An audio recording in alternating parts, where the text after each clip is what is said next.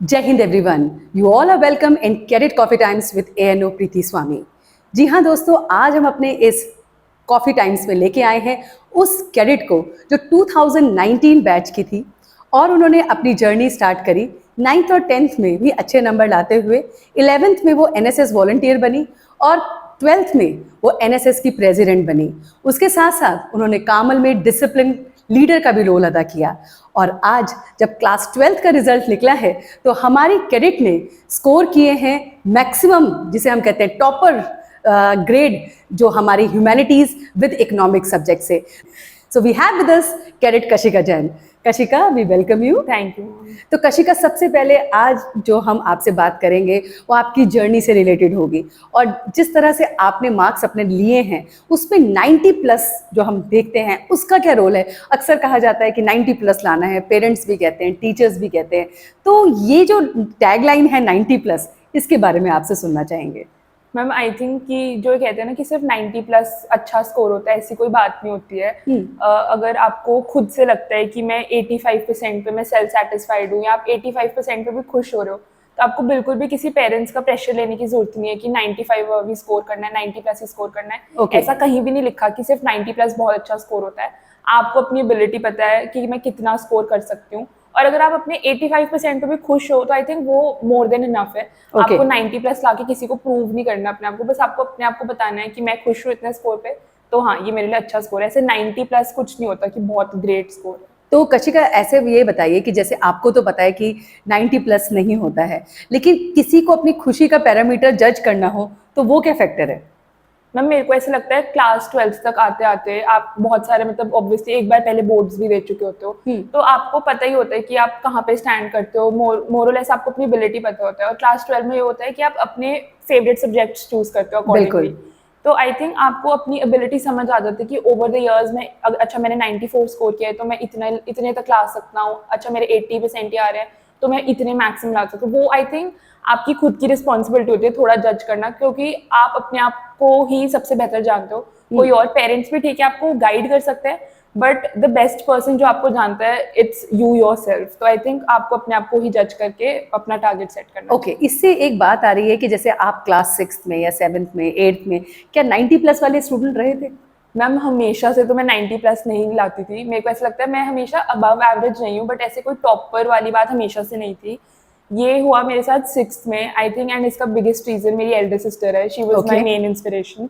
वो मेरे से 4 years एल्डर है एंड उन्होंने अपनी 10th बोर्ड्स में बहुत अच्छा स्कोर किया था, तो सब बहुत खुश थे। एंड मेरे को यही लगा कि अगर वो कर सकते हैं तो मैं भी कर सकती हूँ। एंड मैंने उनको अपना as a role model choose करके, मैंने उनकी गाइडेंस सीख करके फिर मैं ओवर द इयर्स धीरे धीरे करके मैंने 90 प्लस फिर 95 अबव करके स्कोर किया। ओके, तो जैसे जब भी हम इस मतलब एक रेस में आगे होते हैं कि मेरे को 80 प्लस लाना है या 85 प्लस लाना है, तो कहीं ना कहीं स्ट्रेस भी आ जाता है। तो आपकी लाइफ में आया और कैसे उसको आपने कोप अप किया? आई थिंक बोर्ड्स सुनते ही स्ट्रेस ऑटोमेटिकली उसके साथ जुड़ ही जाता है। तो हाँ। वो तो नेचुरल है आना, बट आई थिंक उसको बैलेंस करना आपकी रिस्पॉन्सिबिलिटी है। अगर आप ओवर द ईयर, मतलब जो आपका बोर्ड्स का ईयर है, क्लास 10th हो या क्लास 12th हो, अगर आप पूरा साल कंसिस्टेंट रहे हो अपनी परफॉर्मेंस में या अपनी पढ़ाई में, तो आपको इतना स्ट्रेस नहीं होगा। आपका स्ट्रेस हमेशा बैलेंस आउट हो जाएगा। और एक चीज़ है जो मैं मानती हूँ कि क्वालिटी ओवर क्वांटिटी, मतलब उसका है कि अगर मैं 15 मिनट्स भी पढ़ रही हूँ तो जो मैं 15 मिनट्स में पढ़ रही हूँ मेरे को अच्छे से याद होना चाहिए कि मैं एंड तक याद करूँ। ऐसा नहीं है कि मैं 3 घंटे बस एमलेस बुक खोल के बैठी हूँ और कुछ मेरे माइंड में जा नहीं रहा। तो आई थिंक चाहे मैं कम ही पढ़ूँ बट ऐसा पढ़ूँ कि मेरे को एंड तक याद हो, इंस्टेड ऑफ मैं ऐसे 3-4 घंटे बस बैठी हूँ और मैं पढ़े जा रही हूँ और कुछ समझ नहीं आ रहा। तो आई थिंक अगर आप ये प्रैक्टिस करने लग जाओ ना, चाहे हर रोज 10 मिनट्स की रीडिंग दो अपने किसी भी चैप्टर को, तो आपको मतलब ओवर द पूरा साल इतने अच्छे से याद हो जाएगा कि आपको स्ट्रेस ही नहीं होगा। तो आई थिंक ये चीज है कि आप हमेशा ऐसे मत करो कि मैं 8 घंटे पढ़ना है, 9 घंटे पढ़ना है। कम पढ़ो बट अच्छा पढ़ो जो पढ़ो। बिल्कुल, जैसे कशिका ने कहा, अक्सर हमें बहुत सारे ऐसे टीचर्स भी मिलते हैं, मेंटोर भी मिलते हैं जो कहते हैं अरे भाई बोर्ड्स की पढ़ाई कर रहे हो, कम से कम 8 घंटे तो बैक टू बैक पढ़ना पड़ेगा।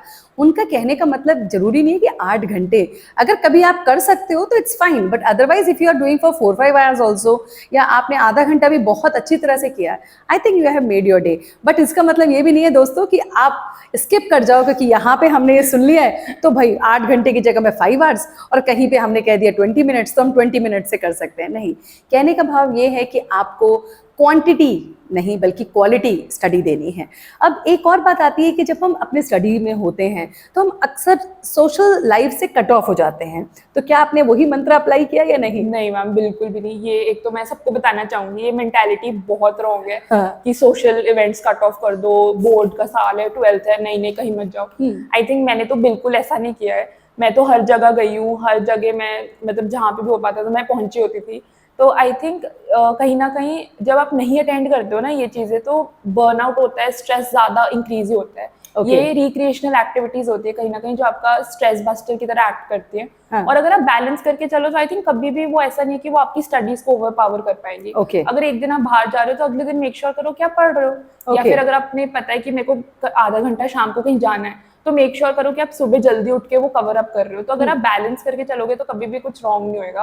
और कोई पेरेंट्स भी आपको कभी टोकेंगे नहीं। पेरेंट्स तभी टोकते हैं जब उनको ऐसा लगता है कि उनका बच्चा इन चीजों पे ज्यादा टाइम स्पेंड कर रहा है और पढ़ाई पे कम। अगर आप बैलेंस करके चलोगे तो कोई आपको कुछ भी नहीं कहेगा। एक और हमारे बच्चों का अच्छा सा क्वेश्चन है जो मैं उनका फेवर लेके करती हूँ कि प्री बोर्ड्स तो इम्पोर्टेंट ही नहीं होते।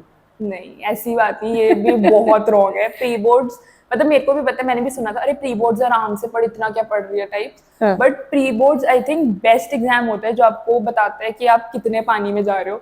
बिकॉज वो एक मतलब बोर्ड से एक तो 1-2 महीने पहले होता है, तो उसमें Correct. पूरा सिलेबस आता है। और अगर आप प्री बोर्ड्स के लिए अच्छे से पढ़ लिए तो आई थिंक बोर्ड्स के टाइम स्ट्रेस ही नहीं होएगा। और जो मिस्टेक्स आप अपने प्री बोर्ड्स में करते हो उससे आपको पता चलता है कि बोर्ड्स में आपको किस सब्जेक्ट किस टॉपिक के लिए एक्स्ट्रा बिल्कुल. मेहनत करनी है। लाइक अगर मैं अपनी बात करूँ तो मेरे को पता था कि मेरे मैथ्स में प्री बोर्ड्स का पेपर अच्छा नहीं हुआ, तो मैंने बोर्ड्स तक मेक श्योर किया कि मैं मैथ्स के लिए एक्स्ट्रा वर्क हार्ड करूँ। और आई थिंक वो मेरे लिए हेल्पफुल भी रहा है। लाइक प्री बोर्ड्स में कोई एक टॉपिक था जो मेरे को मतलब ठीक है, प्री बोर्ड्स को आप थोड़ा लाइटली ले सकते हो बिकॉज स्कूल में ही होते हैं एंड वो बिल्कुल. इसीलिए होते हैं कि आपको अपनी मिस्टेक्स पता चल सके। तो ऐसा होता था कि प्री बोर्ड्स का ऑब्वियसली सिलेबस पूरा तो हो नहीं पाता है, बिल्कुल. तो कभी कभार मैंने एक टॉपिक एक सब्जेक्ट में छोड़ दिया और मेरे को पता था कि बोर्ड्स के टाइम सबसे पहले मेरे को वही टॉपिक करना है। एंड वो मेरे बोर्ड्स में क्वेश्चन भी आए तो मेरे को बहुत खुशी हुई कि मैंने अपने प्री बोर्ड से वो मिस्टेक अपनी लर्न करी। बिल्कुल. I think pre boards, mock practicals या कोई भी एग्जाम, यूनिट टेस्ट जो भी होते हैं उनको सीरियसली लेना चाहिए, ऐसे कुछ फन में नहीं करना चाहिए। बिल्कुल. तो आई थिंक वो बहुत हेल्पफुल रहेंगे। तो प्री बोर्ड्स ये समझ लेना चाहिए कि एक वो ऐसा हमारे लिए मिरर होता है जिसमें हमारी रिफ्लेक्शन दिखती है आगे की कि भाई यहाँ यहाँ तुम गलत हो, सुधार सकते हो तो सुधार लो। और हमारे पास एम्पल टाइम भी होता है क्योंकि वो ड्यूरेशन थोड़ा सा पहले होता है। अब जो नेक्स्ट क्वेश्चन है वो ये है कि हमारे जो एंट्रेंस होते हैं और बोर्ड्स होते हैं तो उसमें कैसे बैलेंस रखना चाहिए? आई थिंक क्लास 12 में थोड़ा सा एक्स्ट्रा स्ट्रेस हो जाता है बिकॉज एंट्रेंस, कॉलेज एडमिशन, ये सब बहुत क्रिटिकल रहता है। बिल्कुल. एंड आजकल तो हर जगह एंट्रेंस एग्जाम्स होने लग गए हैं for all the college admissions. तो आई थिंक एंट्रेंस एग्जाम में मोर और लेस सिलेबस सेम ही होता है एनसीईआरटी का। कभी कभार ऐसा होता है कि एक्स्ट्रा आता है, तो मैं बस यही सजेस्ट करूंगी कि शुरू से हमेशा एक स्ट्रैटेजी प्लान करके चलो कि एक दिन में आप अपने बोर्ड्स के लिए भी पढ़ रहे हो और एंट्रेंसेस के लिए भी साइड बाय साइड कर रहे हो।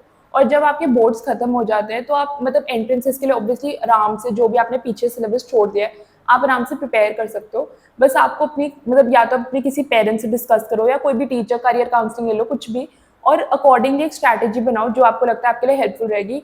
एंड उसको फॉलो करना ऑब्वियसली आपकी रिस्पॉन्सिबिलिटी है। तो वो थोड़ी सेल्फ अवेयरनेस होनी चाहिए। आई थिंक एक स्ट्रैटेजी हो जिससे आप मतलब हर रोज थोड़ा सा टाइम चाहे अपने एंट्रेंसेस को दे और बोर्ड्स के टाइम ठीक है थोड़ा कम टाइम दे दो अपने एंट्रेंसेस के सिलेबस को। बिल्कुल. बट बैलेंस करके चलोगे तो कुछ भी मतलब ऐसे कोई प्रॉब्लम नहीं आएगी। आपने कहा कि एनसीईआरटी की बात करी, तो एनसीईआरटी जो हमारे स्टूडेंट्स हैं वो कहते हैं इंपॉर्टेंट नहीं होती, एक्स्ट्रा बुक्स पढ़ना बहुत इंपॉर्टेंट होता है। नहीं, एक्स्ट्रा बुक्स पढ़ना बहुत इंपॉर्टेंट नहीं होता है। एनसीईआरटी पढ़ना उल्टा बहुत इंपॉर्टेंट होता है। बिकॉज मेरे को लगता है एक बार आपने एनसीईआरटी पढ़ ली तो उसके बाद आपको एक्स्ट्रा बुक्स तो चलो हेल्प के लिए होती है, मेन आपकी हमेशा एनसीईआरटी होनी चाहिए। बिकॉज मेरे को ऐसा लगता है कॉन्सेप्ट अगर आपको आ गया उसके बाद आप कुछ भी कर सकते हो। जैसे हमारे साथ इस बार हुआ, हमारे exams more of critical thinking थे, ना कि जो रट्टा लर्निंग होती है वो बिल्कुल नहीं था। तो क्रिटिकल लर्निंग के लिए आई थिंक कॉन्सेप्ट ही जरूरी होता है। कॉन्सेप्ट बहुत जरूरी है। अगर कॉन्सेप्ट नहीं पता होगा तो आप कुछ भी नहीं लिख पाओगे। तो आई थिंक अगर आपको कॉन्सेप्ट आ गया जो कि एनसीईआरटी से ही आएगा तो उसके बाद आपको कुछ भी नहीं, हेल्प बुक्स ठीक है रेफर कर लो एक दो, बट इन द एंड अगर आप हर एक एक्स्ट्रा बुक देखोगे तो उसमें सेम चीजें, सेम क्वेश्चंस ही होते हैं। एक्स्ट्रा बुक्स की जगह I would suggest go for practice papers या सीबीएसई के sample papers. Those are more helpful because उससे आपको एक एग्जाम पैटर्न कैसे अटेम्प्ट करना है वो पता चलता है और क्वेश्चंस भी एक्स्ट्रा पता चल जाता है। इसमें जैसे आपने बताया कि पेरेंट्स और सिबलिंग का बहुत बड़ा रोल होता है, तो आपके टाइम में आपका जब स्ट्रेस लेवल था या आपके पेरेंट्स और आपके सिबलिंग का क्या रोल था? आई थिंक मैम मेरे पेरेंट्स का सबसे बड़ा यही रोल था कि उन्होंने मेरे को कभी भी प्रेशराइज नहीं किया कि इतने ही लाने हैं, ये करना है, वो करना है।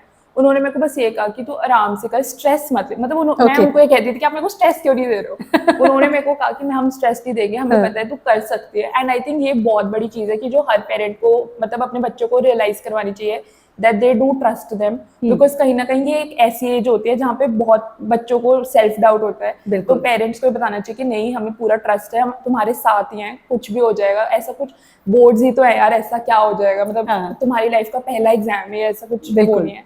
एंड आई थिंक सिबलिंग्स का ये चीज़ है कि मैंने मेरी सिस्टर से बहुत गाइडेंस ली कि पेपर कैसे अटेम्प्ट करना है, क्या करना है एग्जैक्टली। तो आई थिंक वो थोड़ा बेटर गाइड कर सकते हैं। एंड आई थिंक ये तो हर जो मतलब बच्चे को अपने सीनियर से जाके लेना ही चाहिए कि कैसे पेपर अटेम्प्ट करें, बिकॉज उन्हें ऑब्वियसली एक्सपीरियंस है, तो वो आपको Correct. बेटर गाइड कर पाएंगे। इसमें कोई शर्म की बात नहीं है कि मैं सीनियर के पास जाके कैसे पूछूं, क्या करूं। हाँ। आप तुम बेधड़क जाके उनसे पूछो ताकि वो तुम्हें बताए कि कैसे पेपर। और सीनियर की जहाँ बात आई तो हम अक्सर ये सुनते हैं कि हम सीनियर से बुक्स भी लेनी चाहिए, तो वो सही है कि नहीं? बिल्कुल सही है। मैंने अपनी 12th में एक एक्स्ट्रा बुक नहीं खरीदी है खुद से। Okay. मेरी सारी जो भी एक्स्ट्रा बुक्स थी या तो मेरी सिस्टर की थी या मैंने अपने सीनियर से बोरो करी थी। हाँ। और मेरे पास इतनी एक्स्ट्रा बुक्स थी, बट मैं ये देखती थी, मैंने एक भी परचेज नहीं करी। एंड आई थिंक मैं सबको मोटिवेट करूंगी, इवन एनसीईआरटीज तुम उनसे लो, there is no shame in borrowing books. मेरे को तो ये लगता है कितना, तो एक तो you save on money and you save Yes. Paper, and more और लेस ईयर बाय ईयर जो नोट्स उनके हैं तुम्हें पास ऑन होते हैं, तुम्हें समझ आता है कि पेपर का ट्रेंड क्या है, और वो सबसे बेस्ट चीज होती है। तो I think borrowing books is the best thing you can do. आप कर सकते हो। अभी ये जो नेक्स्ट बात आ रही है कि हम लोगों को सुबह जल्दी उठना चाहिए, है ना, बोर्ड की प्रिपरेशन में, तो ये क्या सीक्रेट फॉर्मूला होता है या कुछ और मंत्र है? ऐसा कोई सीक्रेट फॉर्मूला सुबह उठ के कुछ नहीं होता है। आई थिंक आपके ऊपर होता है। अगर आप सुबह उठ के अच्छे से पढ़ रहे हो तो सुबह पढ़ लो, लेट नाइट पढ़ रहे हो लेट नाइट पढ़ो, ये आपके ऊपर होता है। आपको मतलब अपने आप को जज करना है कि आपकी जो कैपेबिलिटी है वो बेस्ट किस आवर्स में है। जैसे मेरे लिए सुबह उठ के मेरे को कुछ ज्यादा ऐसे नहीं लगता था, मेरे को तो नींद ही आ रही होती थी। तो मैं कुछ अर्ली राइजर नहीं थी। I used to wake up normal 7-8 time, and फिर मैं अपना ब्रेकफास्ट करके आराम से पढ़ने बैठती थी। और मेरे को लगता था कि हाँ, मैं पूरे दिन मैं आराम से 8-9 आवर्स में पढ़ लूंगी अपना। इंस्टेड ऑफ क्यों मैं जल्दी उठूं, क्यों मैं एक्स्ट्रा मेहनत करूं जब मैं अपने रेगुलर टाइम पे उठ कर सकती हूँ। हाँ। जैसे थोड़े मेरे फ्रेंड्स थे वो लेट नाइट पढ़ते थे, Okay. उन्हें वैसी हैबिट थी। तो मैंने ये ट्राई किया प्री बोर्ड्स के टाइम, बट मेरे को कुछ हेल्पफुल नहीं हुआ। तो मेरे को समझ आ गया कि ये मेरे बस का नहीं है। तो मैंने वैसे ही अपना फिर बोर्ड्स के लिए मैंने अपना नॉर्मल शेड्यूल कॉपी किया। तो I think it is upon you to decide कि आपके लिए कौन सा आवर्स बेस्ट है। अगर आपकी फ्रेंड सुबह उठ रही है, इट्स नॉट नेसेसरी कि आपको भी सुबह उठना है, ऐसा कुछ नहीं है। तो वो प्रेशर अपने माइंड से हटा दो। और एक्स्ट्रा करिकुलर एक्टिविटी में पार्टिसिपेशन इंपॉर्टेंट होता है कि नहीं?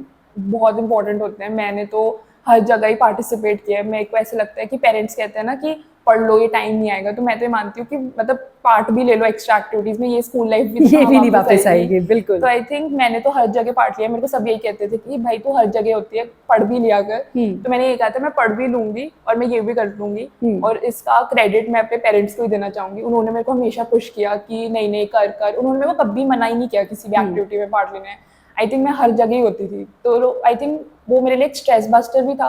हाँ। क्योंकि मैं मतलब कहीं ना कहीं जब मेरे को ऐसा लगता था कि बहुत स्ट्रेस हो गया तो मैं उसमें पार्ट लेती तो मैं भूल जाती थी। yes. तो आई थिंक वो बहुत जरूरी होता है। जिनको ऐसा लगता है ना कि हम लोग स्कूल नहीं आएंगे, सिर्फ पढ़ते रहेंगे, ट्यूशन ही जाओ, वो बहुत रॉन्ग होता है। ये तुम्हारी स्कूल लाइफ भी कभी वापस नहीं आएगी। तुम रिग्रेट करोगे कि तुमने नहीं किया। तो आज मेरे को इस चीज की खुशी है कि मेरे पास उन एक्टिविटीज की भी मेमोरीज है और मैंने साइड बाय साइड अपनी स्टडीज को भी कोई हार्म नहीं होने दिया। और आप रिलैक्स करने के लिए क्या मेथड को यूज करते हो?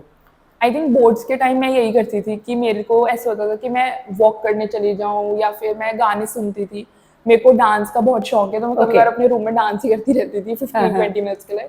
मेरे को मेरी मॉम कहते थे कि तू हमसे बात कर लिया कर जब तेरे को स्ट्रेस होता है। तो मैं ये कहती थी नहीं, मेरे को किसी से बात नहीं करनी है। मेरे को किसी से लाइक इवन माय फ्रेंड्स वो मेरे को कॉल करते थे, मैं उठाती नहीं थी। मैंने कहा मेरे को बात नहीं करनी, मेरे को इससे नहीं होता। मेरे को बस अपने आप मी टाइम जो होता है, मी टाइम, एग्जैक्टली। तो मेरे लिए वो मतलब बेस्ट वर्क करता था। आई नो कई लोग कहेंगे कि ये बहुत गलत है कि अपना स्ट्रेस शेयर करो तो कम होता है, बट वो मतलब मेरे लिए पर्सन टू पर्सन डिपेंड करता है। तो आपके लिए हो सकता है कुछ और भी वर्क करे। तो वो आपको ही डिसाइड करना है। अगर आपको ऐसा लगता है किसी फ्रेंड से बात करके कम स्ट्रेस हो रहा है तो वो भी प्रैक्टिस करो। बस ठीक है, ऐसे गॉसिप मत करो 15-20 मिनट्स उसको एज ए स्ट्रेस बस्टर ही ले। जब हम एग्जामिनेशन हॉल में होते हैं और हमारा कभी कभी कैसा फेज आ जाता है कि ब्लैंक हो जाता है, तो उस समय ऐसा सिचुएशन में कभी आपके साथ भी हुआ होगा, तो क्या करना चाहिए? मैम मेरी एक हमेशा से प्रैक्टिस थी कि मैं जब भी क्वेश्चन पेपर आता था तो जो 15 मिनट्स का रीडिंग टाइम होता है उसमें मैं हर क्वेश्चन के की पॉइंट्स लिख लेती थी ओके। क्योंकि मेरे सब्जेक्ट्स ऐसे थे कि उनमें बहुत थ्योरी होती थी, तो इतना याद रखना बहुत मतलब प्रॉब्लमेटिक हो जाता है। तो मैं हमेशा की पॉइंट्स लिख लेती थी ताकि जब फाइनल आंसर लिखने की बारी है तो मेरे पास वो की पॉइंट्स हो और मैं पूरा आंसर मेरे को याद आ जाए। बिल्कुल। एंड कभी कभार ऐसा भी होता है कि क्वेश्चन देके कुछ भी नहीं याद आता है, अच्छा। तो आई थिंक उस टाइम बस 2 मिनट्स उस क्वेश्चन को दो रीडिंग टाइम के टाइम, अगर आपको याद आ गया तो ठीक है, वरना नेक्स्ट क्वेश्चन पे मूव ऑन हो जाओ। बिकॉज मेरे को ऐसा लगता है कहीं ना कहीं आपका माइंड ऐसा होता है कि वो उस क्वेश्चन को सोचता ही रहता है और जब तक आप पूरा पेपर अटेम्प्ट करते हो ऑटोमेटिकली आपको याद आ जाता है अगर आपने किया हुआ है। तो बिल्कुल। आई थिंक इतना स्ट्रेस मत लिया करो इस चक्कर में पूरा पेपर खराब हो जाए, जो आता है एटलीस्ट पहले वो अटेम्प्ट करो, बिल्कुल। उसके बाद उस पे जाओ, और अगर वो नहीं आ रहा याद तो कोई बात नहीं, छोड़ दो उसको, इतना कुछ नहीं होता। बिल्कुल। और आपने बहुत ही कमाल की बात पकड़ी है कशिका, जाने अनजाने में जो साइकोलॉजी की बात है कि जो माइंड है ना, वो जिस क्वेश्चन पे आप छोड़ते हो ना उसको, वो उस क्वेश्चन का आंसर आपको ढूंढ ढांड के निकाल के देता है। ये उसका टास्क है, कभी भी आजमा के देख लेना। अभी एक बात और आती है, जब हम पेपर कर रहे होते हैं तो कैसे हम किस तरह को या क्या स्ट्रैटेजीज को यूज करें कि हमारा पेपर ऑन टाइम खत्म होना चाहिए?